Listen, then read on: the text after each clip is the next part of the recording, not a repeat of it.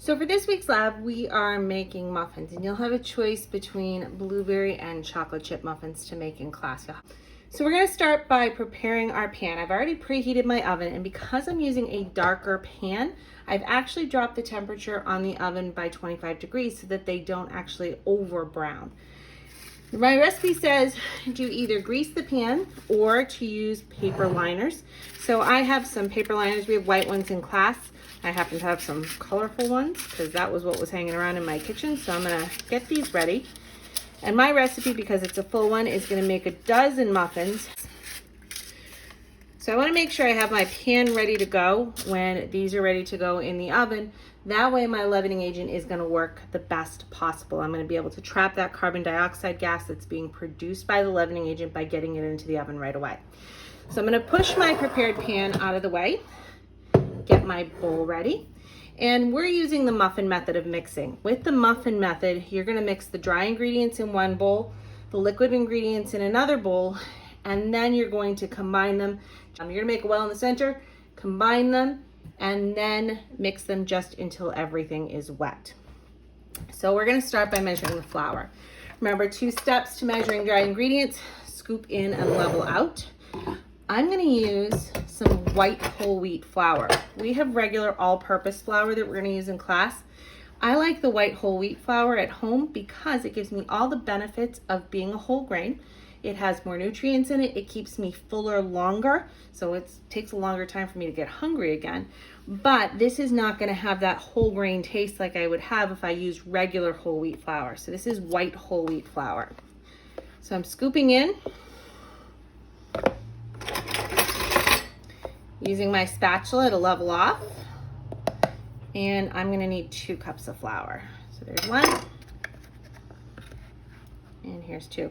It's also worth noting that if you are going to convert a recipe to use whole wheat flour, usually you would use about 1/3 to 2/3 ratio with all-purpose flour.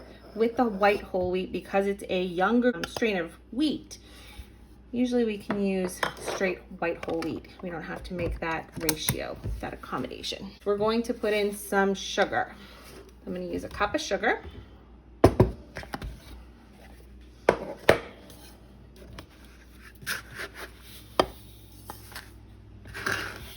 Again, scooping in, leveling off.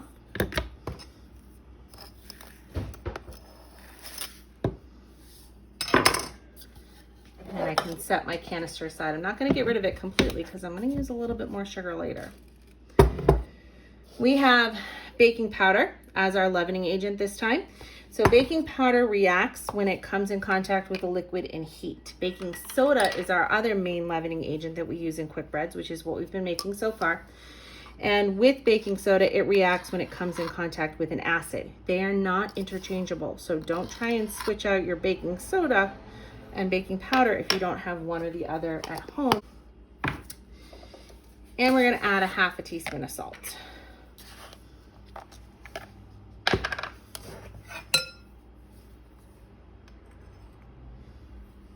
Okay. And I'm just gonna take a wooden spoon and kind of mix this together. So we can set this aside for the moment. Now, I'm gonna measure my milk. I've got my measuring cup. These are a little bit different than the measuring cups we have in class. This one allows me to put it on a flat surface still, but I don't have to get down at eye level to read it. These have been designed so that you can actually read it from the top, which I really like about this measuring cup. I'm still looking for the meniscus. I'm still putting it on a flat surface, but I can read it right from the top. So I'm gonna measure 1/2 cup of milk.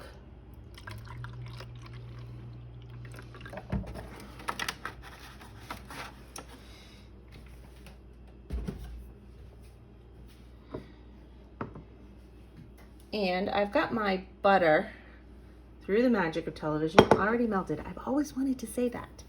So I've got my butter all ready to go. I'm gonna start cracking my eggs.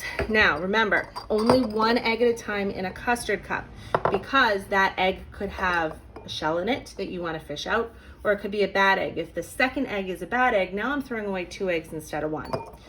Also remember, you're better off to tap your egg on a flat surface. Don't tap it on the side of the bowl because then you're more likely to get shells in it. So I'm gonna tap, pull this apart,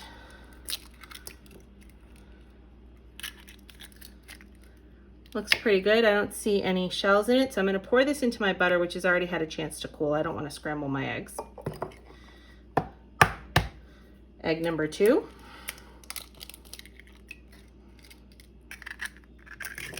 Looks good.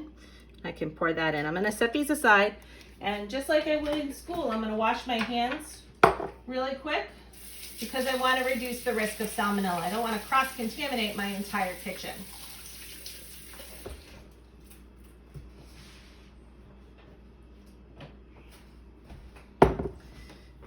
So I'm going to add to this my milk and a teaspoon of vanilla. So remember, we've already mixed our dry ingredients. Now we're mixing our liquid ones so we can add them to the dry. So don't do this. Don't do this over the top of the bowl, because if you pour in too much, it's going to spill. So I'm going to do this just over to the side. I want to fill it till the top looks domed, like it's just about to overflow, and I actually just spilled some on the counter. You want to clean that up right away because that will stain. And then I'm going to mix these together just to break up my eggs. So I can use a small wire whisk, or if I don't have a small wire whisk on hand, just a fork, okay? We can use that just to mix everything together. Now my bowl's pretty full, so I'm being kind of careful, but really I'm trying to just break up that egg so I can easily combine it with my dry ingredients. So we mentioned the muffin method of mixing earlier. You mix the dry ingredients in one bowl, liquid ingredients in another bowl. You're gonna make a well in the center, and you're gonna mix them just until they're combined. If you over mix this, you will have tough, heavy muffins that have peaked tops. It almost looks like a mountaintop, and they're gonna have air tunnels going throughout. Not what we're looking for in our muffin. We're gonna mix this together just until everything's wet and the batter should be lumpy. So I'm gonna take my wooden spoon and I'm gonna make a well in the center. Basically, I'm just pushing everything to the sides so I can evenly mix it. Pour my liquid ingredients in. It's my eggs, vanilla, butter, and milk. And then using my wooden spoon, I'm just gonna stir it really gently.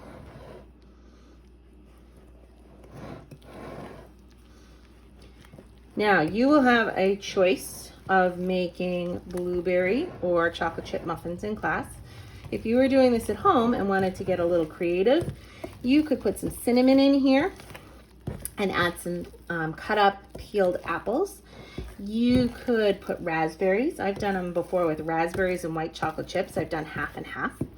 You could switch out the white sugar for brown sugar and put in some diced up peaches. Okay, there's lots of different options for what you could do. All right, so that looks pretty good. Everything is wet. I don't care if it's a little lumpy. I'm gonna take my rubber scraper, scrape all of my batter off of my wooden spoon.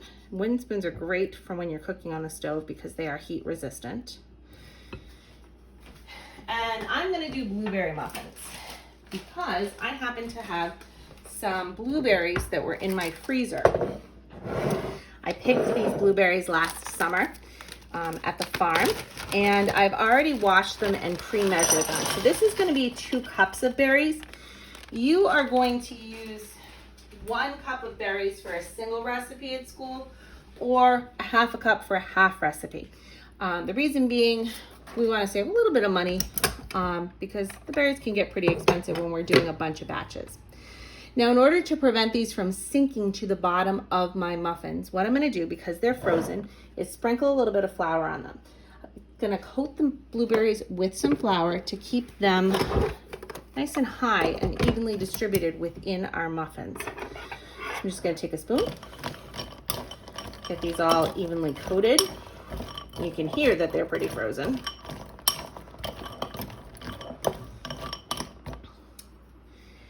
And I'm going to add these to my bowl with my batter. Now, notice I have switched to a rubber scraper. I'm not using my wooden spoon anymore. We're going to use a very gentle mixing technique called folding. Folding is going to allow us to mix these blueberries in without breaking them. And that would be even more important if we were making our muffins with fresh berries. We want to make sure that our batter stays nice and white and our blueberries stay nice and whole. Otherwise, if we take our batter, which has a little bit of a yellow tint to it, and we get some blueberries mashed into it, we actually end up with green muffins. Not exactly appealing. So to fold, I'm going around the sides, flipping it over the top. And I'm just doing this till they're combined, evenly distributed throughout my batter. All right, I'm gonna scrape my excess batter off the edge. And I'm gonna hold on to that rubber scraper because I'm gonna need it later. Now I have a couple of options for getting my batter from my bowl into my pan. First one I'm gonna show you, get this set up so you guys can see it well, is using just an ice cream scoop. One with the little swipey thing in it. Okay, if you have one of the ones that doesn't have a swipey thing, it doesn't work very well.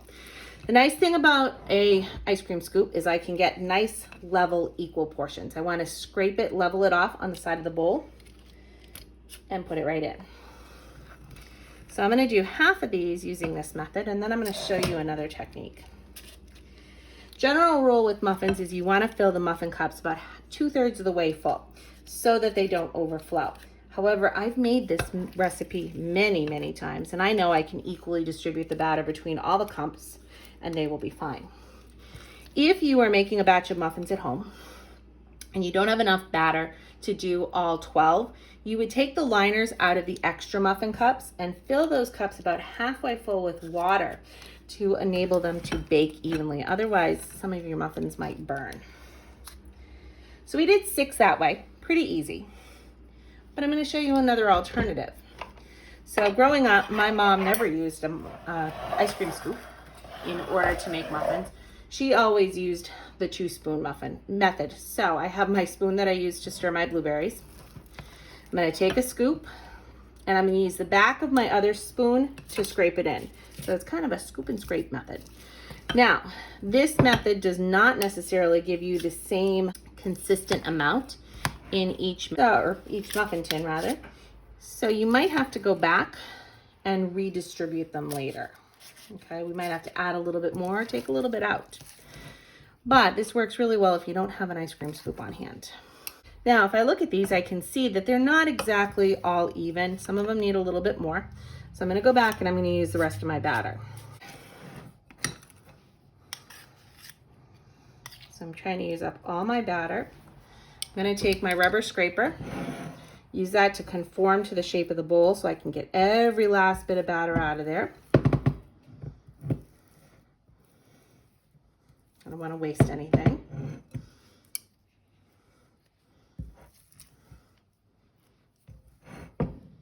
That's pretty good. And I think this one needs a little bit more. Looks like it has more blueberries than batter. All right, before I put this into the oven, I want to make sure that I wipe up any batter that might be on the edges of the pan, because it's going to burn if I leave it on there, and it's going to be that much harder to clean up after. Your muffin liners are going to prevent sticking, and they're also going to enable you to have an easier time cleaning up the pan. Now, the last thing your recipe says to do before it goes into the oven is to sprinkle the top with a little bit of sugar. That is going to give it a nice crispy coating when it comes out of the oven. Don't put too much sugar because it'll just fall off. It won't actually give you your nice crispy shell. So I'm just going to use regular granular sugar, white sugar, and I'm going to gently shake a little bit over the top. If you forget this part and you put them into the oven first, you can't go back and put it on later. So just a little bit of sugar on the top. This is going to go into the oven for 25 to 30 minutes until they're nice and golden brown. When they come out, you want to let them cool for a little bit, and then they're ready to eat. You can eat them all in one day. You can eat them over a couple of days, or they freeze really well in a Ziploc bag in your freezer. And you just pull them out and you have fresh muffins whenever you're ready for it. Out of the oven. I have a trivet on my counter so I don't burn a hole into my counter with my hot pan. And there they are. Notice that they have puffed up quite a bit, and that is because of the baking powder in them. Remember, baking powder is our leavening agent. Baking powder puffs, baking soda spreads. So we can expect them to puff up because of the baking powder. We've got a nice crust on the top from that sugar, and they're nice and golden brown. So I'm going to let them cool a little bit and then try them. Let's see how yours look. Do they end up looking like mine?